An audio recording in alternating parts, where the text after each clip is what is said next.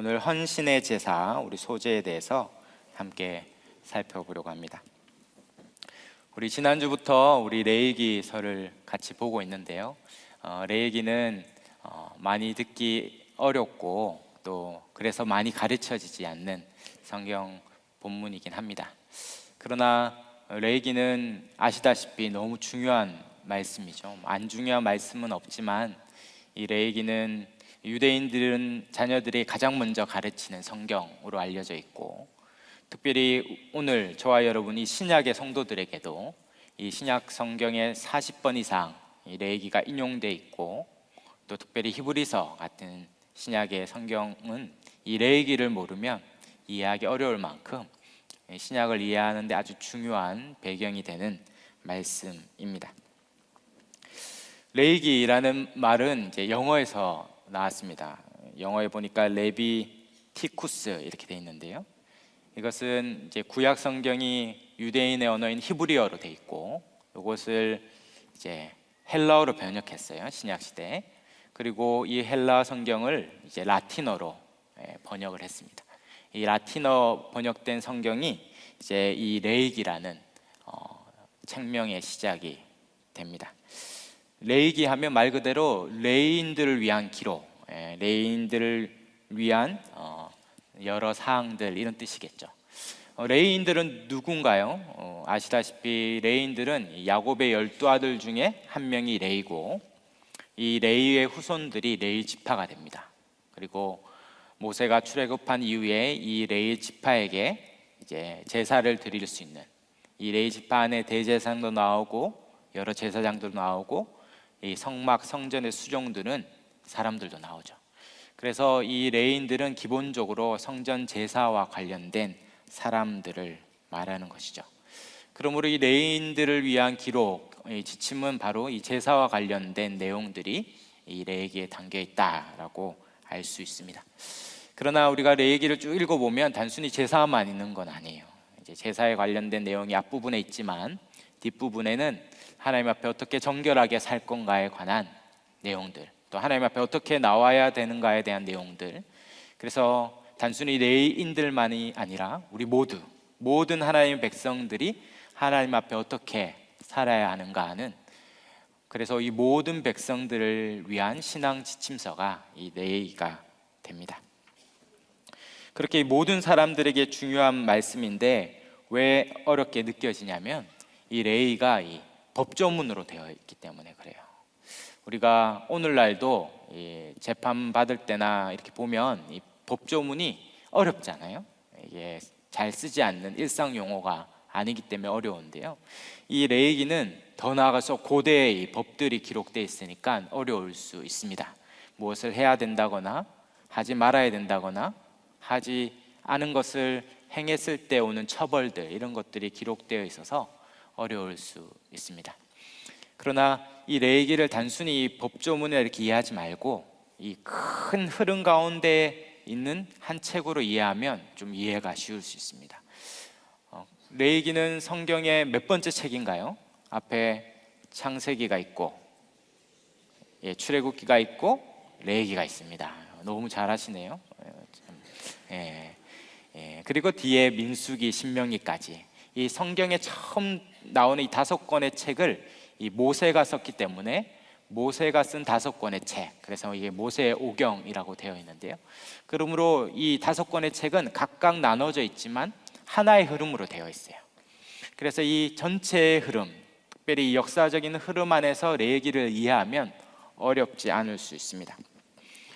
즉 레위기 앞에 이 출애굽기가 있죠. 그리고 출애굽기 마지막 끝나는 장면을 보니까 출애굽기 40장 33절에 보면 모세가 이같이 역사를 마치니 구름이 회막에 덮이고 여호와의 영광이 성막에 충만하매, 이렇게 끝나요. 33절에 모세가 이같이 역사를 마쳤다. 무엇을 마쳤냐면 바로 성막을 만드는 걸 마쳤어요. 하나님이 우리와 함께 계시는 이 성막을 다 완성하니까 그곳에 여호와의 영광이 충만히 임재해 계십니다. 그러면 그 다음에 뭘 해야 됩니까? 하나님이 여호와의 성막에 임재해 계시니까 우리가 그 하나님께 나아가야 되잖아요. 근데 아무나 나가면 다 죽는 거예요. 우리가 태양도 눈 뜨고 못 보는데 태양 같은 하나님을 우리가 감히 나가면 다 죽는 것입니다.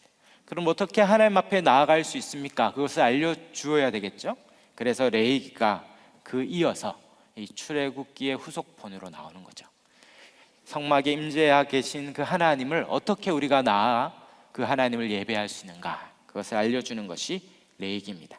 그래서 자연스럽게 레위기 1장 1절은 이렇게 시작합니다. 여호와께서 회막에서 모세를 부르시고 그에게 말씀하여 이르시되, 바로 하나님 앞에 어떻게 나아갈 수 있는가 그에 관한 제사법과 그 하나님 앞에 어떻게 살아야 되는가 그에 관한 성결법, 이것을 알려주고 있는 거죠. 그래서 앞부분 1장에서 16장까지는 레위기의 제사법에 관한, 하나님 앞에 어떻게 나와 예배할 것인가, 그리고 그 뒤에 17장부터 27장 나머지 절반은 하나님 앞에 어떻게 살아야 될 건가, 이 정결법, 성결법에 관한 것입니다. 그러므로 레위기 전체는 결국 하나님을 어떻게 예배할 것인가의 거룩한 예배에 대한 것과 또 하나님 앞에 어떻게 살아야 될 것인가, 거룩한 삶에 대한, 거룩한 예배와 거룩한 삶에 대한 책이 레위기라는 것이죠. 이해가 되십니까?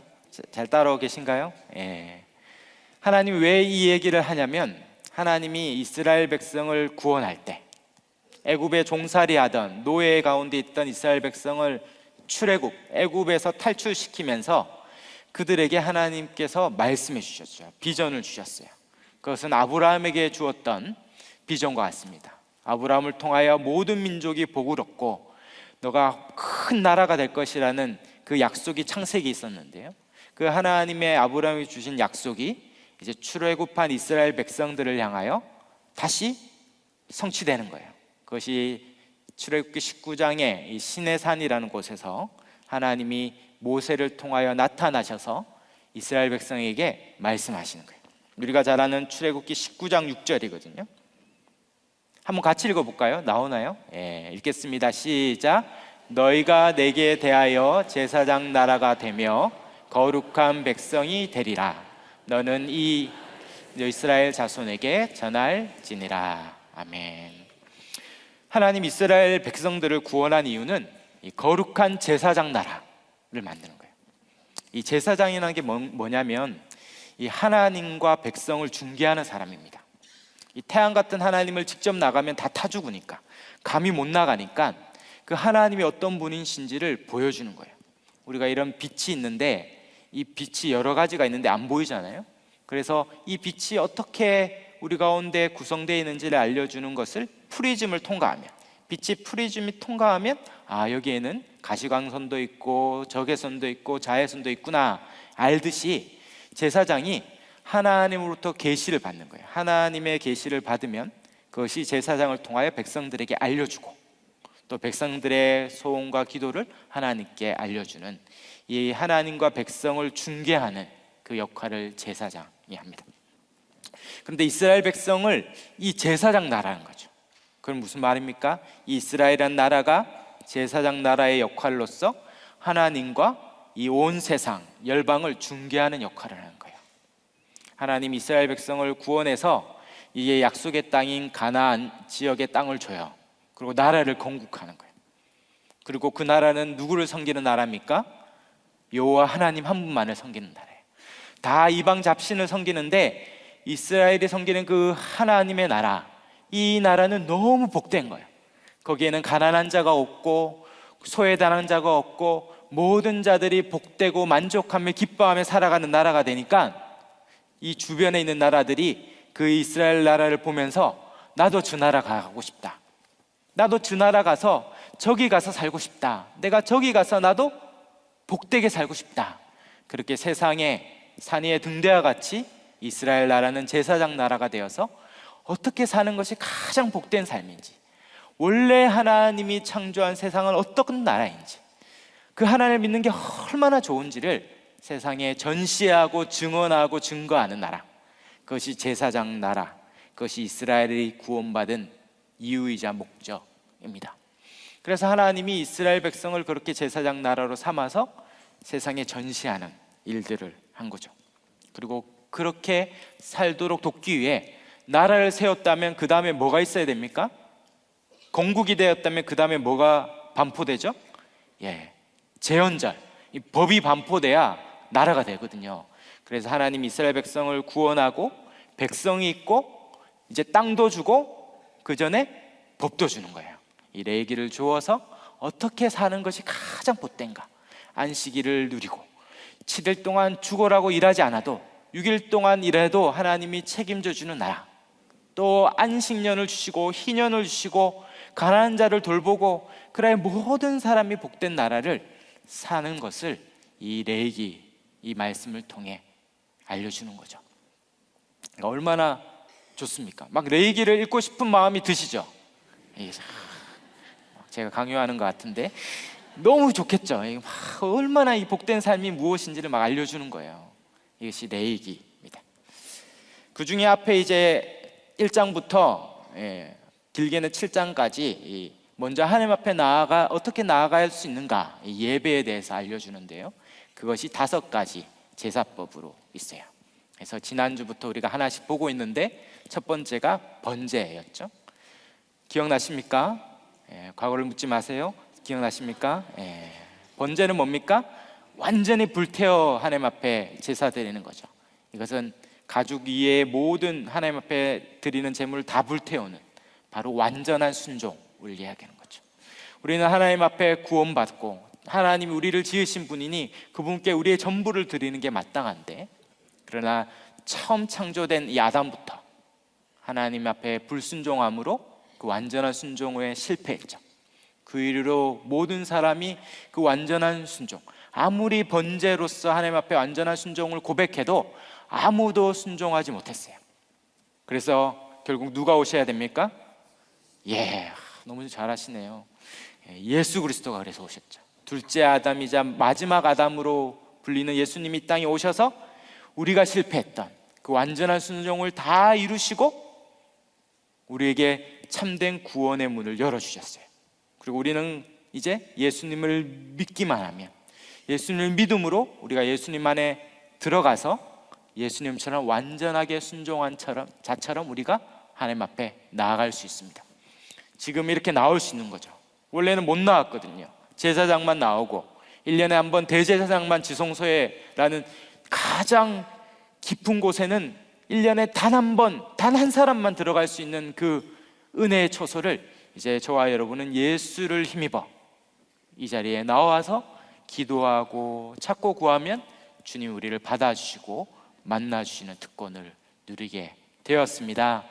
할렐루야, 아멘. 이것이 우리가 번제, 바로 예수님이 드렸던 제사에 힘입어 주님 앞에 나아가는 것이죠. 오늘 이제 두 번째, 이제 소제인데요, 소제. 이 소제는 이제 한자로 보니까 이 소자가 희다라는 여러 의미가 있는데 그 중에 희다라는 의미 있어요. 흰 제사, 뭐냐면 흰 가루로 드리는 제사. 그래서 곡물 제사인 것이죠. 5가지 제사 중에 유일하게 곡식으로, 그래서 동물을 잡지 않기 때문에 피가 없는 유일한 제사가 소제입니다. 곡식 제사를 말하죠. 이 소제라는 것이 이제 히브리어로는 미나라는 단어인데 이 선물이라는 뜻입니다. 선물, 미나, 선물. 오늘 요거 하나는 배워 가셔야겠죠. 미나, 선물. 뭐냐면 이 주변의 나라들이 황제에게 바치는 조공과 같이 그 황제의 보호와 또 은덕에 감사하여 드리고 또 다시 그 왕에게 충성하겠다고 헌신을 고백하는 이 감사와 헌신의 제사가 이 소제, 이 민하라는 뜻의 소제입니다. 오늘 2장 우리가 읽었는데요, 2장에 보면 소제를 드리는 다양한 방식들이 나옵니다. 간단히 살펴보면 1절에 보면 고운 가루를 그대로 요리하지 않고 드리는 거죠. 1절, 2절, 3절에 보면 이 고운 가루로 만들어 그대로 하나님 앞에 곡식으로서 제사를 드린 게 있습니다.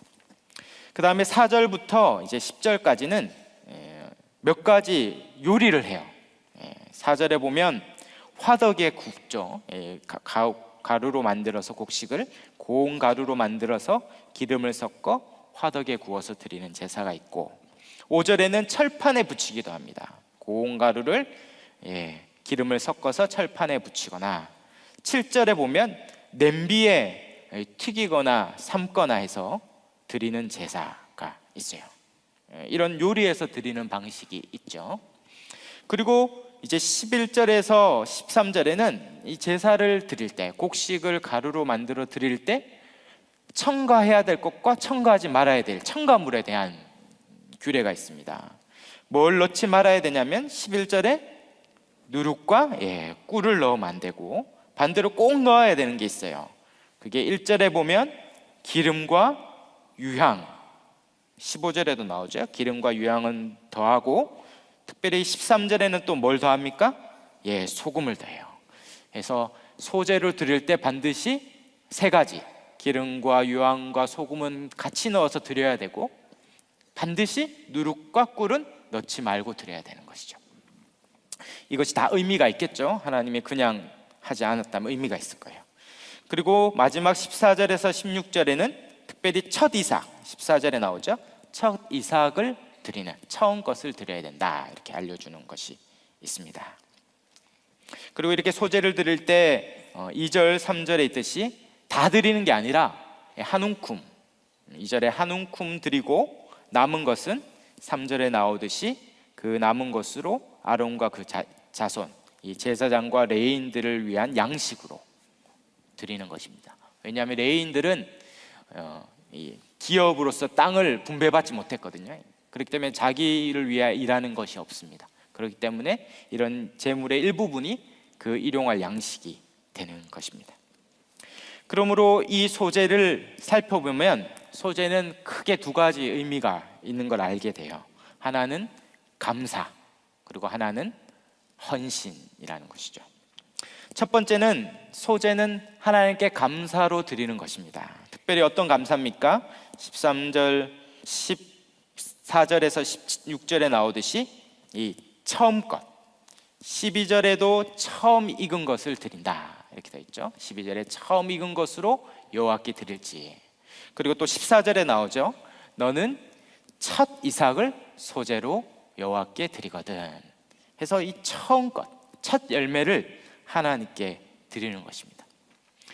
추수는 1년에 한 번 보통 하지 않겠습니까? 그리고 그 추수한 걸로 남은 한 해를 사는 것인데, 이렇게 한 해 동안 먹을 양식을 주신 하나님께 감사함으로 이 처음 것을 드리는 거예요.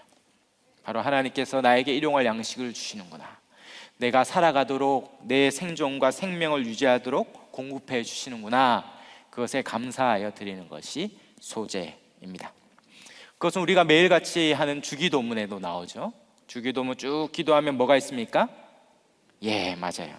오늘 우리에게 일용할 양식을 주시옵고, 우리가 매일 기도하는, 주님이 가르쳐 주신, 매일 이렇게 기도하라고 했던 기도의 내용 중에 중요한 6가지 기도 내용인데요, 이 6가지 기도 내용 중에 중요한 한 부분이 뭐냐면 일용할 양식을 주신 것에 대해서 늘 감사하면서 기도하라는 것입니다.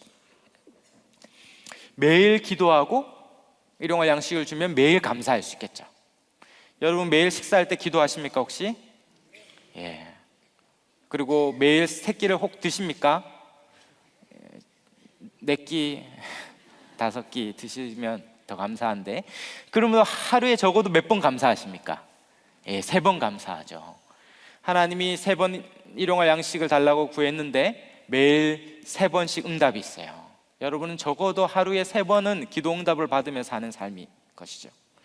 그러니까 조지 물러가 1만 번 기도 응답 받았다는데, 저와 여러분은 1만 번 이미 넘었어요. 하루에 5끼씩 먹으면 훨씬 빨리 놉니다.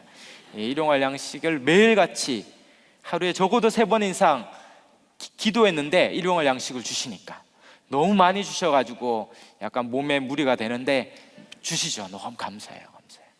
하나님 앞에 매일같이 일용할 양식을 주신 거에 감사하고, 하루 눈을 뜰 때 오늘도 새날을 주셔서 감사하고, 하루의 삶을 주신 하나님께 감사하고, 어떤 분은 첫 월급을 타면 그 첫 월급을 드리더라고요. 하나님 이렇게 좋은 직장을 주셔서 감사하다. 어떤 학생은 첫 장학금 받으면 참 감사하겠죠. 참 드리기도 하고, 이 모양 저 모양으로 감사한 것이 있을 때마다 감사헌금을 드리고, 어떤 분은 매주 감사헌금을 드리더라고요. 정말 어떨 때는 생각하는데 감사할 게 없어요. 그러면 감사헌금 어떻게 드립니까? 감사할 걸 주실 줄 믿고 감사합니다 이렇게 하면서 드리고, 뭐 이렇게 그분은 반드시 감사한 게 있을 거예요. 그렇게 드리는 것입니다. 감사가 있습니까? 우리 가운데 감사로 충만한 삶이 되시기를 축원합니다. 예, 그것이 우리가 드려야 될 소재인 것이 소재. 둘째 소재는 뭡니까? 하나님을 향한 헌신, 거룩한 삶으로 살겠다는 헌신의 의미가 있습니다. 특별히 소재를 드리는 곡식은 어떻게 드립니까? 그렇게 날 것으로 그대로 드리지 않고 오늘 성경에 보니까 고운 가루로 만들어요. 얼마나 이게 강조되는지 1절 고운 가루로, 2절 고운 가루 한 큰, 3절 고운 가루, 4절, 5절, 7절. 성경에 보니까 계속, 한 번만 얘기해도 될 텐데 다 고운 가루 드려라 이렇게 얘기하고 끝내면 될 텐데 계속 반복하는 건 중요하다는 거죠. 중요하다. 고운 가루는 되려면 어떡합니까? 그냥 가루도 아니에요. 곱게 하려면 수고가 필요하겠죠. 갈고 갈아서 정말 불면 날아갈 만큼 그렇게 고운 가루로 만드는 것은 바로 하나님 앞에 자신을 빚고 또 빚는 것과 같은 과정을 요구하시는 것입니다. 그렇게 고운 가루로 만들기 위해 많은 노력이 필요하듯이 자기를 부인하고 하나님 앞에 자신을 드리는 이 헌신, 내가 하나님께 내 삶을 드리겠다는 헌신, 그것이 이렇게 표현되는 것입니다. 그럴 때 어떡합니까? 이것이 다양한 방식으로 만들어져요. 철판에 붙이고 화덕에 굽고 냄비에 튀기고 삶고 여러 방식으로 불을 가열하여서 그렇게 불을 통과하여서 이 고운 가루가 하나님 앞에 드려지듯이 여러 상황과 환경과 처지 가운데서 우리가 때론 고난이 있고 시련이 있고 어려움이 있지만 우리가 그 과정을 통과하면서 하나님 앞에 우리의 삶을 드리는 그런 헌신과 인내, 하나님 앞에 자신을 드리는 구별된 삶을 나타내는 것입니다. 그렇게 하나님이 우리에게 그렇게 헌신하여 거룩한 삶을 원하시고 있는 것이죠. 그것이 바로 헌신의 제사입니다. 특별히 이렇게 드릴 때 이 첨가물을 얘기하는 것이 특징적이죠. 먼저 넣으면 안 되는 것이 11절 12절에 나오죠. 11절 12절에 보면 너희가 여호와께 드리는 모든 소제물에는 누룩을 넣지 말지니 너희가 누룩이나 꿀을 여호와께 화제로 드려 사르지 못할지라. 누룩과 꿀을 넣으면 안 돼요. 누룩은 뭡니까? 베이킹 파우더죠. 이게 부풀어 오르게 하는 거예요. 빵을 부풀게 하고 더 맛있게 만드는 데 쓰입니다.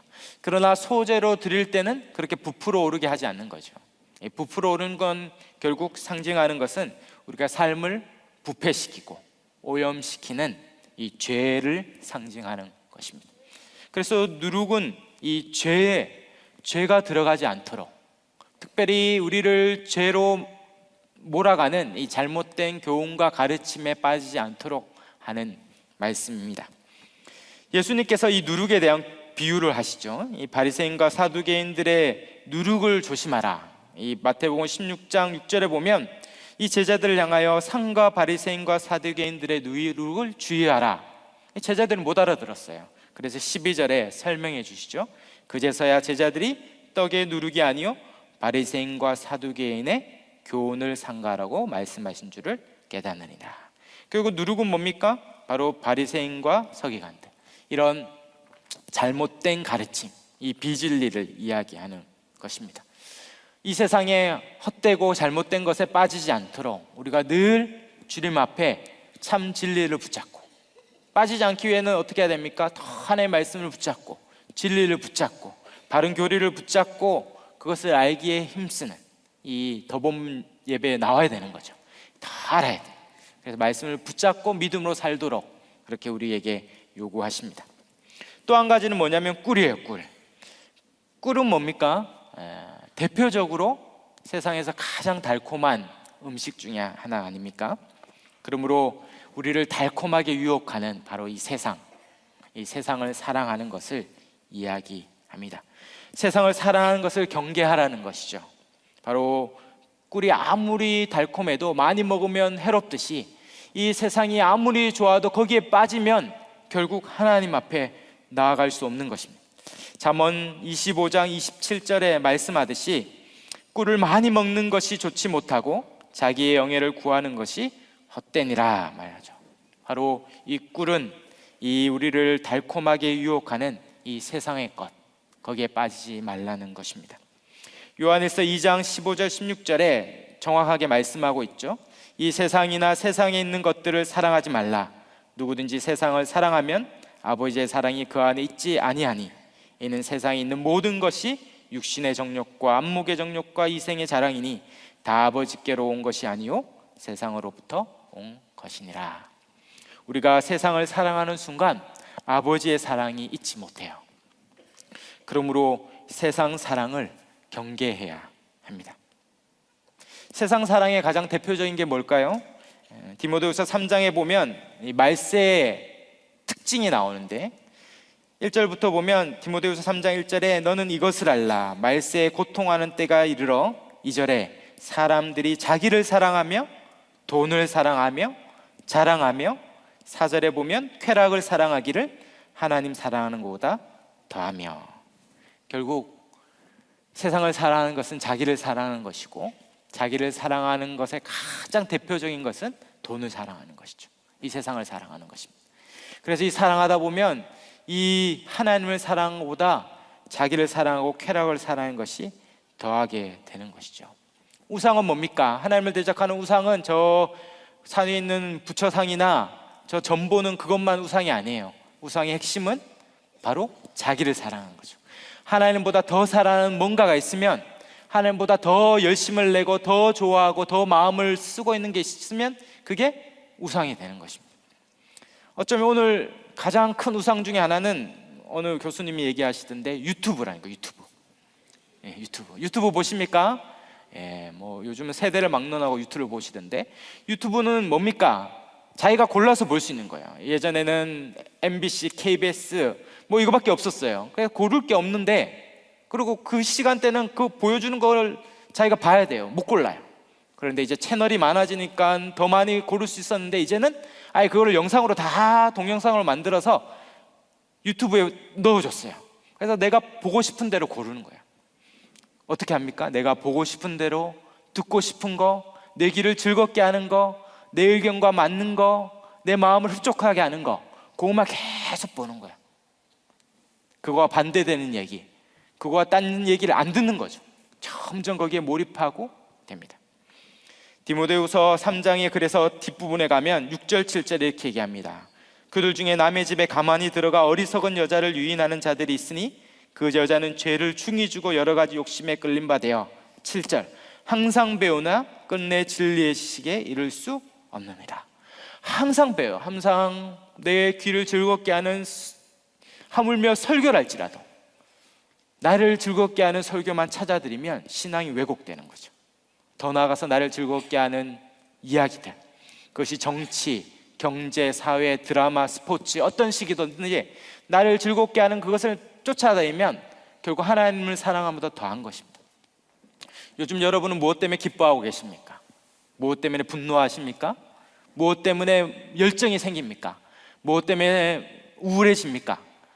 그것이 하나님 때문입니까? 아니면 다른 것 때문입니까? 다른 것 때문에 내 마음이 요동치고 내 마음이 빼앗기고 시간이 빼앗기고 있다면 그게 우상이죠. 유튜브 보는 시간이 기도하는 시간보다 더 많다면, 하루에 말씀 보고 기도하는 시간보다 뭔가 더 하고 있다면 그게 우상인 것이죠. 돌이켜야 하는 것이죠. 그렇게 하나님 앞에 나아갈 수 없다. 아무리 나를 달콤하게 하는 것이라도 그것은 하나님이 받지 않으시는 것입니다. 반대로 소재에 넣어야 될 것이 있죠. 뭡니까? 기름과 유황과 소금이죠. 기름은 너무 잘하는 것처럼 소재의 모든 곳에 기름을 넣죠. 바로 기름은 성령 하나님을 말씀합니다. 이사야서 61장에 나오듯이 주의 여호와의 영이 내게 내리셨으니 이는 여호와께서 내게 기름을 부으사. 바로 성령의 기름 부으심, 기름은 성령을 말합니다. 우리가 하나님 앞에 나아갈 때 성령님을 의지하지 않고는 불가능하죠. 갈라디아서 5장 16절에 성령을 따라 행하라. 그리하면 육체의 욕심을 이루지 못하리라. 우리가 하나님 앞에 나아가는 길은 성령을 의지할 때만 가능합니다.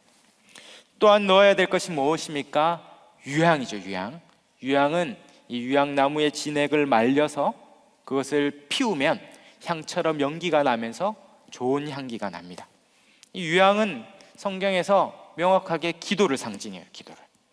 요한계시록 8장 3절에서 5절에 이 천사가 금향료를 가지고 많은 향을 가지는데 그가 성도의 기도와 합하여 보좌의 금제단에 드려요.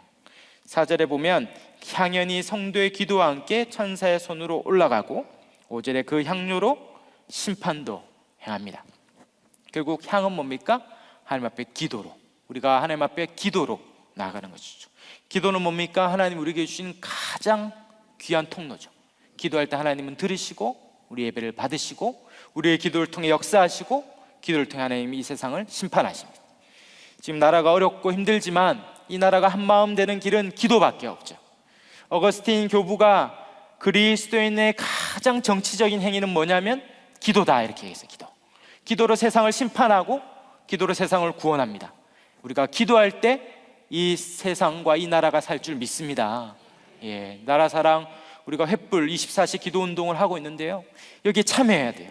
그래서 기도로 이 나라를 사랑하고 이 나라가 하나님 기뻐하신 나라가 되도록 기도해야 하는 것입니다. 그리고 또한 드려야 될 마지막이 소금이죠. 소금. 바로 소재에 소금을 넣는 것인데요, 레위기 2장 13절의 이 소금은 하나님의 언약의 소금, 바로 하나님의 말씀, 신실한, 이 소금은 부패하지 않고 보존하는 역할을 하잖아요. 신실한 하나님의 말씀에 의지하여 나갈 것을 이야기합니다. 결론적으로 이 소재는 뭡니까? 다 예수 그리스도를 말해요. 예수 그리스도. 바로 예수 그리스도가 고운 가루처럼 자기를 부인하고 십자가의 길을 갔죠. 그는 죄가 없으신 자로 오셔서 죄 없이 꿀과 누룩과 상관없는 자로 순전히 살다가 고린도전서 5장 7절에 너희는 누룩 없는 자인데 새 덩어리가 되기 위해 묵은 누룩을 내버리라. 우리의 유월절 양 곧 그리스도께서 희생되셨느니라. 그가 누룩 없는 자처럼 우리를 만들기 위해 친히 모든 죄를 지고 죽으셨습니다. 그는 성령을 의지했고 그는 날마다 습관을 쫓아 기도했고 결정적인 순간마다 제자를 뽑고 겟세마네 동산에서 결정적인 순간마다 기도하셨고 그는 날마다 말씀을 의지하여 사셨습니다. 그리고 우리가 믿음으로 이제 그리스도 안에 들어가 우리도 주님처럼 자기를 부인하고 성령을 의지하여 날마다 기도하여 말씀을 의지할 때 하나님 우리를 받으실 줄 믿습니다. 결국 레위기는 뭡니까? 거룩한 예배, 거룩한 삶을 얘기하거든요. 그렇게 나오라는 것입니다. 레위기에 보면 90번 이상이나 거룩이란 말이 나오거든요. 거룩은 딱 뭐라고 얘기하냐면 구별, 이렇게 이해하면 되는데요, 구별이에요. 조금도 세상과 속하지 않는 구별된 삶을 이야기합니다. 그래서 너무 세세하게 얘기하는 거예요. 이게 너무 심하다, 결벽증처럼 느껴집니까? 그러나 그렇지 않아요. 그렇지 않아요. 하나님이 우리를 쓰실 때 이 거룩, 구별이 중요한 것입니다. 오늘 제가 이 좋은 컵, 이 강당 컵 아니겠습니까? 이 물이 있는데 제가 물을 마셨어요. 근데 여기에 종이컵, 여러분 한번 먹다가 버리는 종이컵도 있습니다. 여러분은 어디에 물을 마시고 싶으십니까? 이왕 먹는 거 좋은 컵에 먹고 싶죠. 그러나 사랑하는 여러분, 컵이 두 종류 있지만 이 컵의 용도는 어디에 있냐면 이 물을 마시는 데 있는데, 이것이 물을 마시기 위해서 가장 중요한 기능은 뭐냐면 깨끗해야 돼요. 깨끗해요. 이게 아무리 크리스탈로 만든 비싼 컵이라 할지라도, 그러나 이게 더럽다면, 이렇게 막 제 손을 막 담그고 이렇게 해서 더러워진 컵이라면 아무리 좋은 컵이라도 여기에 물을 안 마시겠죠. 이 일회용 컵일지라도 이게 깨끗하다면 쓰임 받는 것입니다. 우리가 잘 아는 디모데 후서 2장 20절 21절에 본문이 뜨나요? 같이 마지막으로 읽고 마치겠습니다. 우리 한번 같이 읽어볼까요? 큰 집에는 금그릇과 은그릇뿐 아니라 나무그릇과 질그릇도 있어 귀하게 쓰는 것도 있고 천하게 쓰는 것도 있나니, 그러므로 누구든지 이런 것에서 자기를 깨끗하게 하면 귀히 쓰는 그릇이 되어 거룩하고 주인의 쓰심에 합당하며 모든 선한 일에 준비함이 되리라. 아멘. 주님이 쓰시는 그릇은 뭐라고요? 금그릇, 은그릇, 그가 가진 재능, 능력, 그가 가진 배경 아니라 깨끗함에 있다는 거죠. 깨끗하기만 하면 붙들렸으면 쓰임 받습니다. 이 그릇이 BTS라는 유명한 한류, 이게 얼마짜리 아닐지라도 걔가 아니라 그 가수가 쓰면 이거는 천정부지의 값이 되는 거잖아요. 누구 손에 붙들렸는가? 깨끗하기만 하면, 주님 손에 붙들리면 이것은 놀랍게 쓰임 받는 것입니다. 우리의 삶이, 또 우리의 자녀들의 삶이 주님 앞에 깨끗한 자로 드려질 때 붙들리면 하나님 앞에 귀 쓰는 그릇이 되어서 마음껏 주의 나라를 위하여 쓰임받을 줄 믿습니다. 그렇게 우리의 삶을 거룩하고 깨끗하게 주님 앞에 드리고 헌신함으로 쓰임받는 인생 되시기를 주의 이름으로 축원합니다. 아멘.